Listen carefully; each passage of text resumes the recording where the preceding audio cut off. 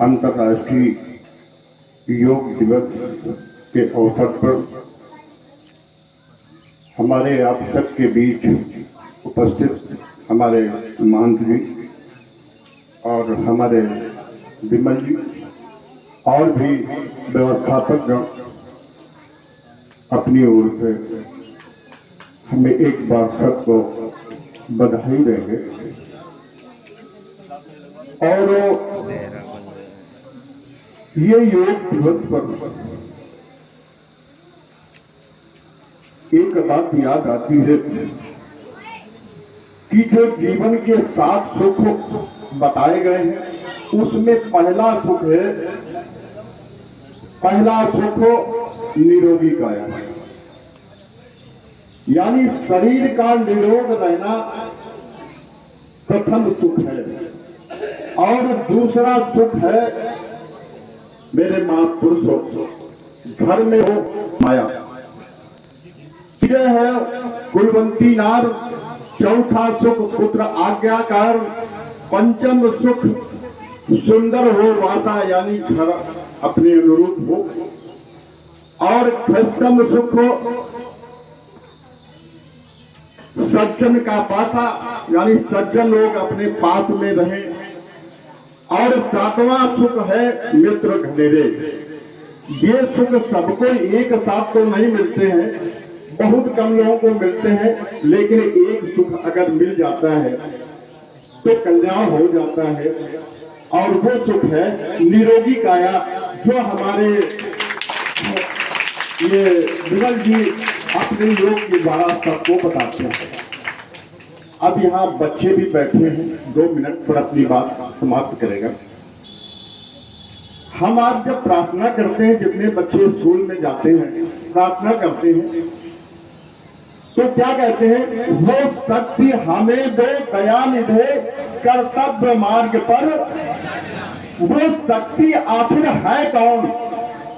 प्रार्थना तो करते हैं, लेकिन हम आप उस शक्ति की पहचान नहीं कर पाते। दूसरी लाइन में आ गया है कर्तव्य मार्ग। तो बच्चों का कर्तव्य क्या है? हमारे महापुरुषों बच्चों का कर्तव्य है अच्छी शिक्षा लेना, और शिक्षकों का कर्तव्य है अच्छी शिक्षा देना। जैसे लोग खेती करते हैं तो कृषकों का कर्तव्य है अच्छे ढंग से, आधुनिक ढंग से खेती करना। जो नौकरी करता है, बिजनेस करता है, सबका यही काम है।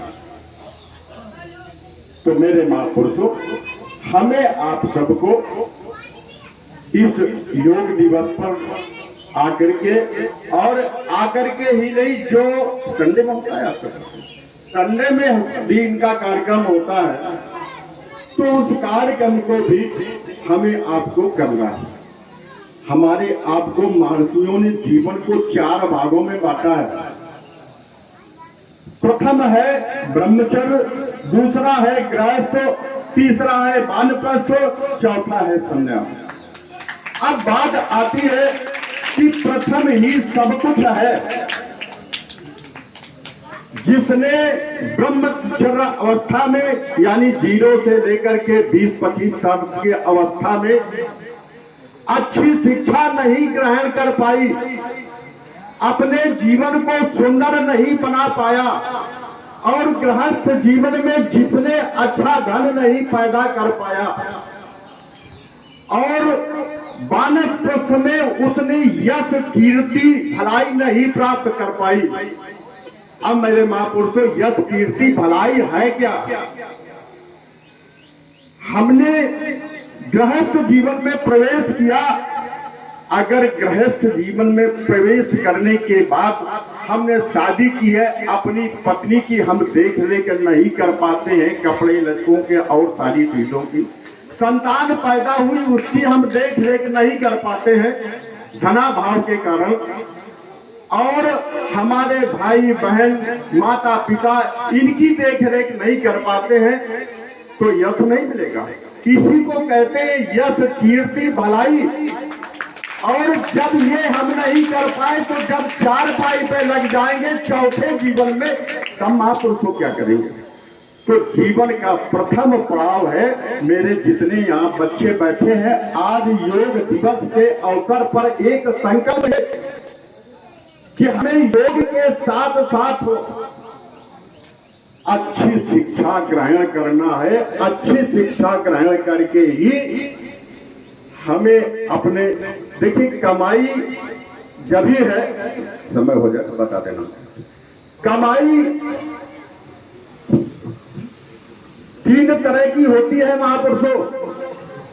एक कमाई पाप की कमाई होती है, जिसमें चोरी, हाँ चोरी और चमारी और हत्या वगैरह आता है, डकैती वगैरह आती है। कमाई को महापुरुष ऐसा वर्जित मानते हैं। और दूसरी कमाई होती है मेरे पुरुषों, बाप की कमाई, यानी पिता की कमाई। उस कमाई का प्रयोग हमें जन्म से लेकर के व्यवस्थित होने तक, यानी 20-25 साल तक करना चाहिए। और उसमें भी चार चीजें होनी चाहिए: भोजन, वस्त्र, मकान और सबसे अच्छी बात है शिक्षा। ये चार चीजें बाप की कमाई से लेना चाहिए। और तीसरी आती है अपनी कमाई। अपनी कमाई में चरित्रवान बन के, शुद्ध आत्मा बन करके और सुंदर चरित्र के साथ, यानी सुंदर मन से जो हम कमाई करेंगे, सत्य की कमाई, धर्म की कमाई जब हम करेंगे तो अपने बच्चों का, अपने माता पिता का, अपने भाईजनों का। अभी बात आ रही थी कि माता पिता के साथ बैठ करके जो है, जो महापुरुषों, माता पिता सबसे श्रेष्ठ होते हैं। माँ, एक बार स्वामी विवेकानंद से पूछा गया कि अय मेरे प्रभु, ये जो माँ होती है वो श्रेष्ठ क्यों होती है? जिस संत ने पूछा, 1 मिनट बाद समाप्त करते हैं। जिस संत ने पूछा, उसने कहा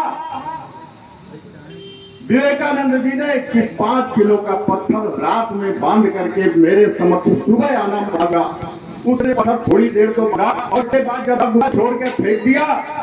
बताया विवेकानंद ने कि माँ इसी वजह से श्रेष्ठ होती है कि आपका वजन वो 9 महीने लाते रहती है और किसी से कुछ नहीं कहती है और प्रेम से घर का कार्य करती है। माँ इस वजह से श्रेष्ठ होती है और पिता इस वजह से श्रेष्ठ होता है कि जब आप चलने लायक नहीं होते हैं तो आपकी अंगुली पकड़ करके चलता है। जब आप कुछ करने लायक नहीं होते हैं तो आपको कंधे में बैठाल करके सारा संसार दिखाता है और आपका पालन पोषण, भोजन, वस्त्र, मकान देता है।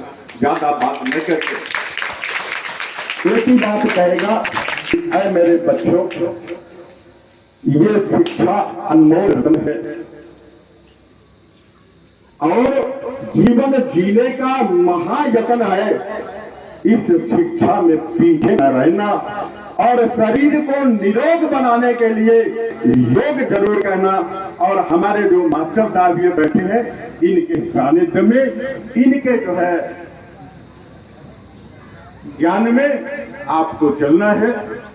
प्रेम से सभी लोगों को एक बार अभिवादन। योग दिवस के अवसर से सभी का नमन। हाँ, चाहेंगे कि श्री देव सकान जी